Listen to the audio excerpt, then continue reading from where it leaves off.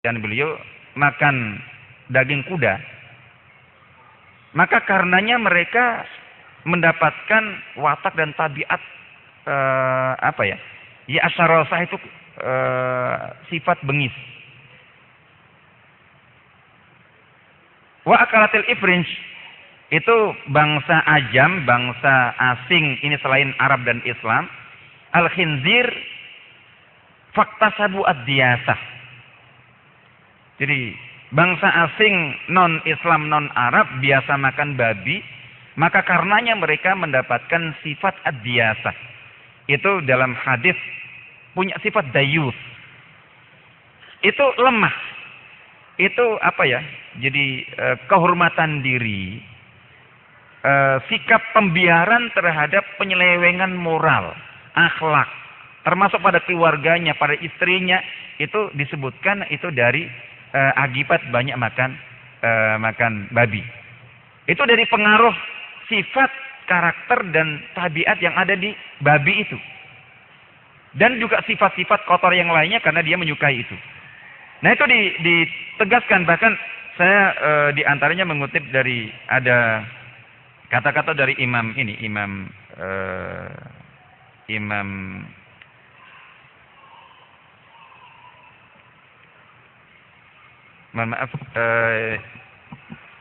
Ibnu Taimiyah rahimahullah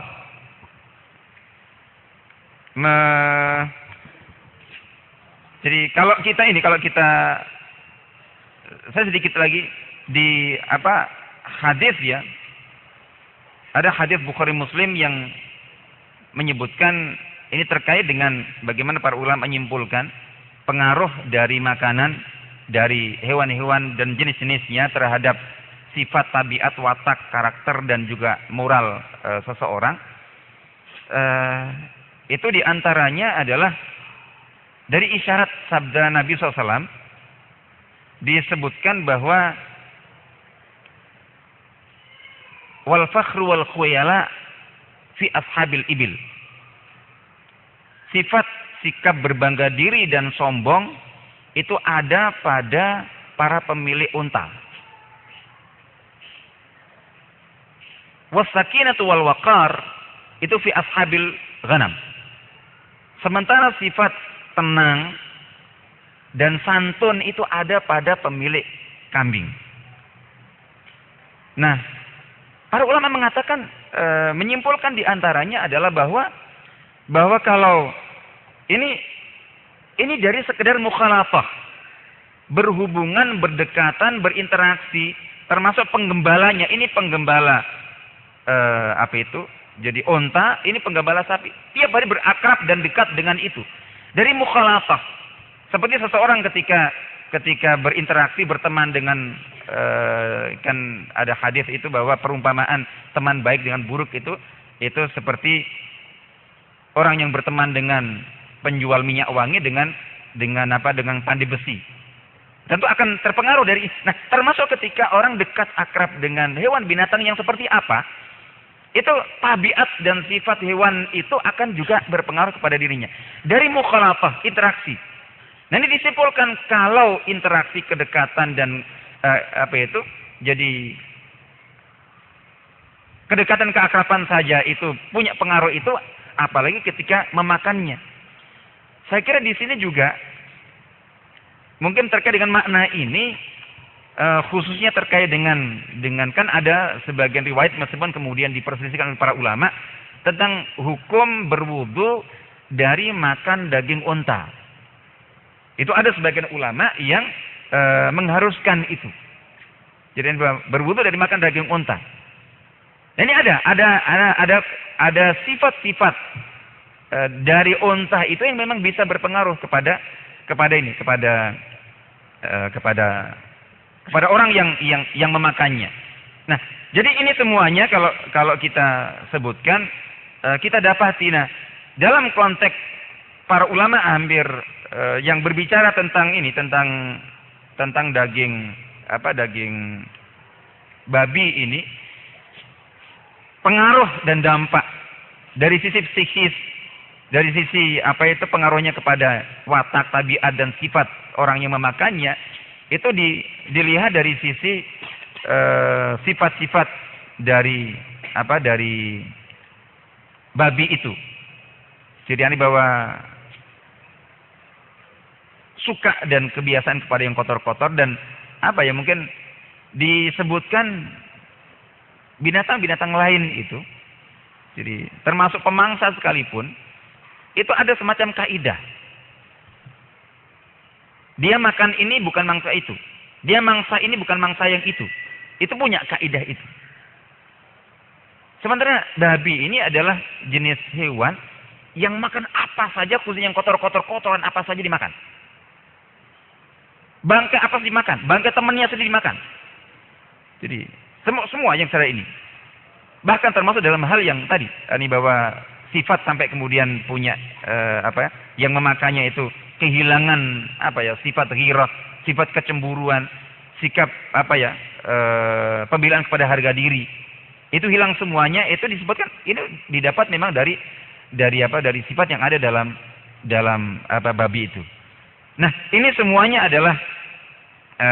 adalah penegasan-penegasan yang di samping nanti insya Allah akan kita dengarkan dan akan kita ikuti tentang bahaya dari babi dan juga kandungan babi pada makanan-makanan itu terhadap fisik kita, terhadap timbul dan mungkin munculnya berbagai penyakit secara fisik. Tapi bagi kita yang paling utama, di samping bahaya secara agama, bahaya secara akidah, bahaya untuk ancaman siksanya naudzubillah di neraka, itu juga yang lebih utama adalah memang bahaya secara rohani. Itu bahaya secara rohani, bahaya secara moral, secara akhlak, bahwa ketika yang kita makan itu adalah makanan-makanan yang memang dari sifat dasarnya, kalau seperti contoh dalam hal ini adalah hewan, binatang itu memiliki sifat dan tabiat-tabiat yang buruk, maka sifat tabiat buruk itu juga bisa berpengaruh kepada sifat tabiat dan watak kita. Insya Allah itu mudah-mudahan sekali lagi kan kita mendapatkan barokah dan ilmu yang banyak dari forum ini.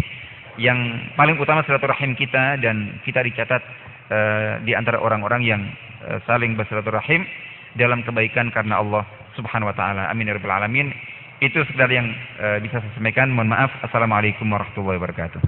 Waalaikumsalam warahmatullahi wabarakatuh.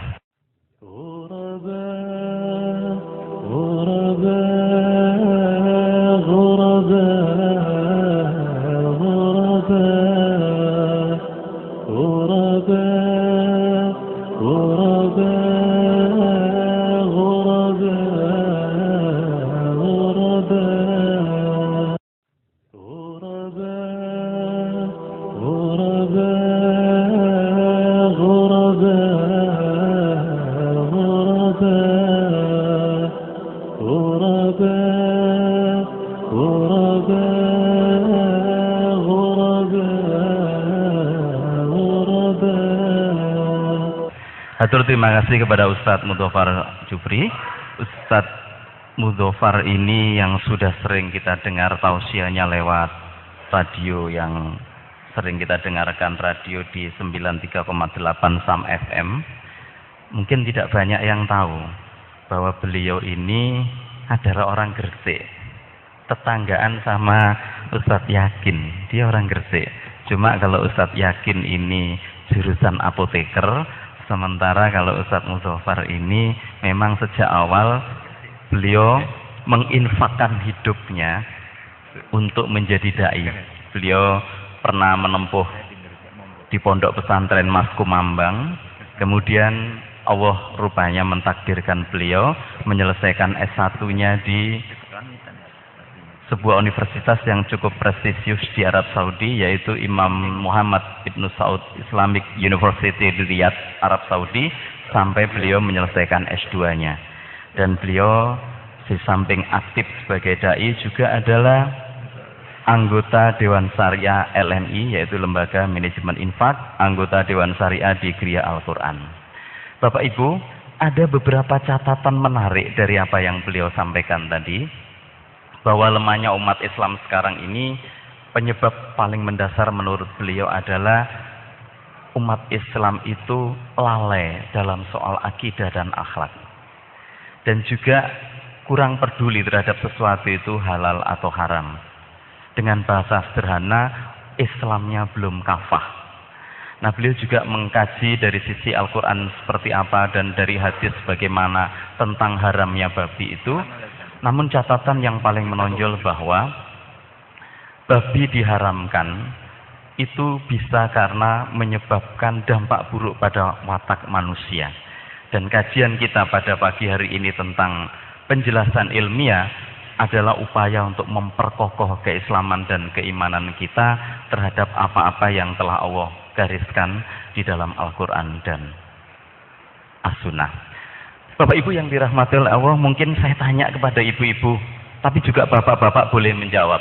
Saya kok yakin kalau saya tanya apa yang hadir pada pagi hari ini ada yang pernah makan daging babi? Saya yakin 100% tidak ada. Nah, sekarang ini musim penghujan, itu ibu-ibu itu rajin kalau tidak buat sendiri ya beli. Apa itu? Pisang goreng, terus ote-ote, apalagi Ustaz? Tahu isi, pohong goreng dan seterusnya. Itu adalah makanan-makanan yang kita konsumsi sehari-hari dan kita selalu menjustifikasi ini halal. Halal dari sisi pisangnya, dari sisi pohongnya, dari sisi tahunya dan seterusnya. Tapi Bapak Ibu, pernahkah kita terpikir bahwa minyak yang dipakai untuk menggoreng itu proses penjerniannya itu menggunakan arang. Nah, arang itu bisa dibuat dari tulang belulang babi. Lu kan bisa dari batok kelapa, memang dari batok kelapa bisa, tapi itu menyebabkan harganya jadi mahal. Termasuk, maaf, saya tidak menyebut merek, anggap saja ini tidak ada mereknya. Kita sering mengkonsumsi air mineral di rumah kan, air minuman kemasan. Itu proses penjernihannya pasti pakai arang. Dan arang yang paling murah, itu kalau tidak dari rambut, ya dari tulang belulang. Tulang belulang itu bisa dari tulang belulang sapi, yang murah dari tulang belulang babi. Saya tidak nakut-nakuti. Cuma saya itu hanya ya membaca begitu saja. Ya, tolong ini perlu diwaspadai. Nah, tempat bertanya kita untuk urusan satu ini ada pada beliau ini. Siapa? Ustadz Ainul Yakin, ya, seorang bapak yang ganteng yang lahir di Jombang tahun 69 ini, menarik riwayat pendidikannya. S1-nya beliau selesaikan di Farmasi UNER. Kemudian profesi apoteker beliau raih di UNER juga. Yang menarik, S2-nya pengembangan SDM. S2 juga studi Islam di UMS. S2 juga ilmu administrasi di Utomo. Saya Unitomo, saya tidak tahu apa yang beliau ingin cari, tapi yang jelas beliau adalah penjaga gawangnya lembaga yang cukup prestisius, yaitu LP POM MUI Jawa Timur, untuk menentukan produk yang beredar di masyarakat itu halal atau haram. Kali ini giliran Ustadz Ainul Yakin untuk menjelaskannya. Saya persilakan kepada beliau.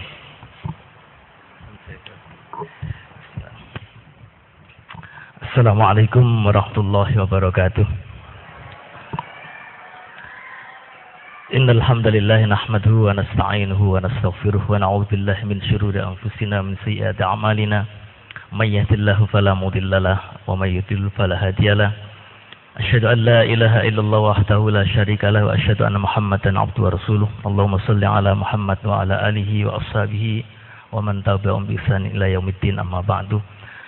Yang saya hormati Bapak Pimpinan Lembaga Pendidikan Al-Irsyad, Takmir Masjid Al-Irsyad, para narasumber yang ada di samping saya, Ustadz Mudhofar, Pak Profesor Muhammad Amin, Pak Moderator, ibu-ibu, bapak-bapak yang hadir di tempat ini yang saya hormati. Alhamdulillah pagi hari ini kita bisa bermuajahah. Kami sangat bahagia bertemu dengan Bapak Ibu sekalian di forum yang mulia ini. Harapannya tentunya semoga forum ini bermanfaat bagi kita, tidak hanya di dunia tapi juga di akhirat. Amin ya rabbal alamin. Sebelum saya memaparkan yang sudah saya siapkan dalam bentuk PowerPoint, saya mohon dibantu panitia untuk bisa ditampilkan di slide-nya ya. Saya mengambil tema babi dalam produk pangan, obat, dan kosmetik. Nah, sebelum saya jelaskan tentang masalah babi, saya akan bicara secara umum yang sebenarnya sudah disinggung oleh Ustadz Mudofar. Klik lanjut ya. Saya ingin mengistisarkan dari yang sudah disampaikan Ustadz Mudofar tadi itu, dari yang bersifat umum. Kalau kita cermati bahwa makanan yang diharamkan oleh Allah itu bisa dilihat dari dua aspek. Tadi Ustadz Mudofar juga sudah sampaikan. Yang pertama faktor zatnya sendiri, yang di sini saya sebutkan sebagai faktor internal. Yang kedua adalah faktor eksternal, faktor di luar zatnya. Tadi kalau Pak Abdul Qadir Baroja menyampaikan hasil korupsi itu adalah haram, tapi itu haramnya bersifat eksternal. Karena sifatnya eksternal dan itu adalah wilayah kriminal, maka yang menangani adalah KPK gitu ya. Tapi sayangnya KPK tidak pernah bicara halal haram begitu. Ini karena negara kita ini negara yang cenderung dibawa ke sekuler, sehingga bicara halal haram kalau sudah urusan korupsi nggak muncul. Padahal hasil korupsi itu adalah sesuatu yang juga diharamkan oleh Allah. Kalau di sini kita sebutkan hasil kejahatan. Yang namanya kejahatan itu korupsi, mencuri ya. Beras itu halal, tapi kalau ditambahi dengan kata-kata beras colongan maka menjadi haram begitu ya. Jadi begitu. Kemudian yang faktor eksternal tadi yang disampaikan oleh Ustadz Mudofar, saya ikhtisarkan menjadi 3. Jadi diharamkan itu karena menjijikkan atau kotor. Kemudian yang kedua karena membahayakan. Yang ketiga karena bagian dari organ manusia. Nah, jadi ternyata di samping ada hal yang menjijikkan, tadi Ustadz Mudofar juga sudah sampaikan, babi itu haram karena jijik ya. Saya sendiri Ustadz, saya juga yang disampaikan Ustadz tadi, saya juga mencermati. Saya ini melihat babi itu sampai ke tingkat fenomena bagaimana kehidupan babi. Babi itu hewan yang tidak punya harga diri. Kalau hewan-hewan lain itu kalau rebutan betina itu harus bertengkar. Tetapi babi tidak. Babi itu habis sana pindah-pindah begitu, tidak ada kecemburuan sama sekali gitu ya. Jadi bisa juga ACDC, jadi homoseksual juga babi itu perilakunya. Akhirnya saya mikir-mikir, kenapa kalau kita cermati ya, pornografi itu dari barat begitu. Karena orang barat makan babi gitu, sehingga karakternya ya seperti karakter yang ditampilkan oleh babi, seperti yang disampaikan oleh Ustadz Mudofar tadi itu. Itu kalau kita cermati babi. Kalau darah jelas kotor ya. Darah itu orang Jawa nyebut getih ya. Tentunya getih itu bahasa yang lebih. Orang Jawa itu barang jelek itu selalu kalimatnya memang kalimat yang jelek. Ganteng-ganteng makan getih, nggak pantas gitu ya. Kemudian bangke. Bangke itu bahasa Jawanya juga begitu. Bahasa Jawanya adalah apa? Batang ya. Wayu panganani batang, kan nggak pantas ya. Jadi bahasa Jawa itu memang menampilkan sesuatu yang jelek itu dengan bahasa yang jelek. Nah, karena itulah di Al-Quran disebutkan yuharrimu alaihimul khaba'is, tadi sudah disampaikan oleh Ustaz. Kemudian membahayakan, semua yang membahayakan itu haram. Yang ditampilkan di Al-Quran khomer. Jadi khomer itu manafi'ul linnas wa ismuhuma akbaru min naf'ihima, yang Ustaz Mudofar juga singgung. Kemudian kalau kita cermati segala yang merusak lainnya itu haram. Bagaimana dengan narkoba? Narkoba itu bahasanya bukan haramnya narkoba, tapi menyalahgunakan narkoba itu haram. Kenapa kok menyalahgunakan? Karena narkoba itu ketika digunakan secara benar untuk kepentingan sesuatu yang memang dibutuhkan, tentu ini tidak bisa dikatakan haram. Tapi ketika disalahgunakan maka menjadi haram. Contohnya misalnya begini. Ada seorang yang sakit ya, sakitnya sudah sakit misalnya sakit kanker ya. Kanker bukan kantong kering tapi kanker betulan. Jadi sudah tidak bisa disembuhkan perkiraan dokter. Maka dilakukan terapi, namanya terapi paliatif, terapi menunggu kematian. Nah, salah satu bahan atau obat yang digunakan untuk melakukan terapi menunggu kematian ini adalah morfin. Jadi disuntik morfin, tujuannya memang biar bisa menekan rasa sakit Yang kedua bisa menciptakan sensasi untuk menghilangkan beban penderitaan, untuk mengurangi bukan